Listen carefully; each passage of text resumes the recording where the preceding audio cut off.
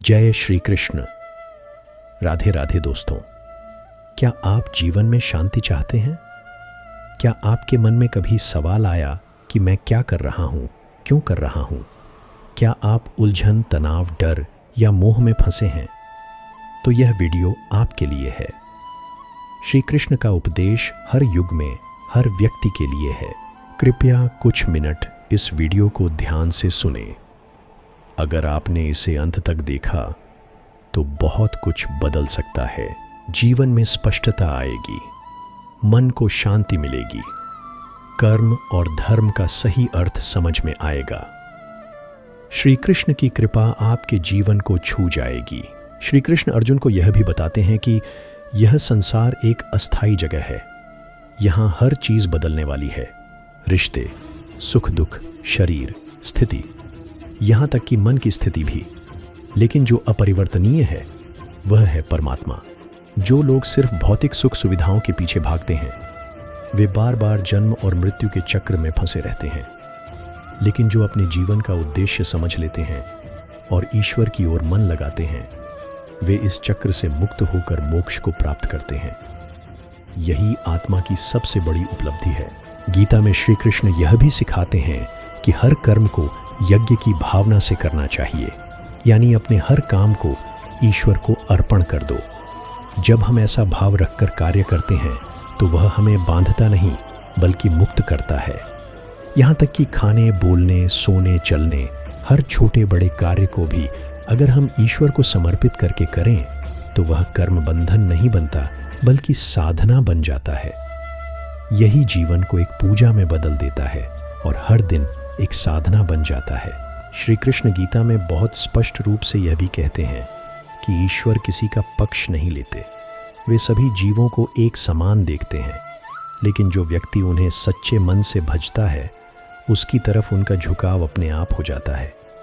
जैसे बारिश सब जगह समान होती है, लेकिन जो जमीन तैयार होती है वहीं बीज अंकुरित होता है, वैसे ही भगवान सबके लिए समान है, लेकिन जिनका मन शुद्ध होता है उन्हें ही उनका साक्षात्कार होता है।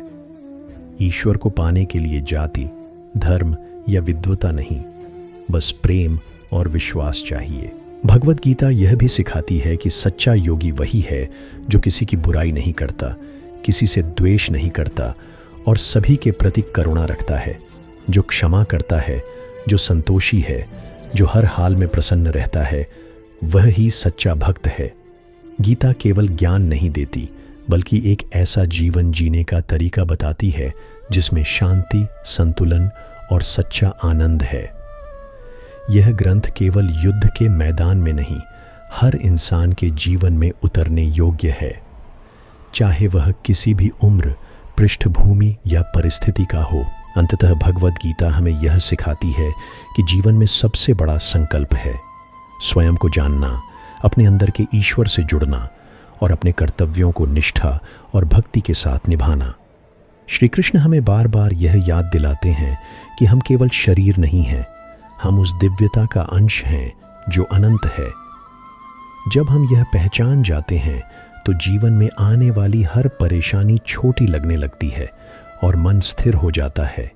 यही ज्ञान, यही भक्ति और यही कर्म, इन तीनों का समन्वय ही गीता का पूर्ण मार्ग है। आज जब हम भाग दौड़, तनाव और असमंजस भरे जीवन में खो जाते हैं तब गीता की वाणी हमें एक सच्चे मार्ग की ओर लौटने का निमंत्रण देती है। आइए हम सब मिलकर इस दिव्य उपदेश को न केवल पढ़ें या सुनें बल्कि उसे जिए, क्योंकि गीता सिर्फ ग्रंथ नहीं है, यह जीवन का मार्गदर्शन है, एक ऐसी रोशनी जो अंधकार में भी रास्ता दिखाती है। आज आपने भगवत गीता के उन अमर वचनों को सुना जो न सिर्फ अर्जुन के जीवन को बदले बल्कि आज भी हर उस इंसान की राह दिखाते हैं जो जीवन के किसी द्वंद्व में फंसा हुआ है।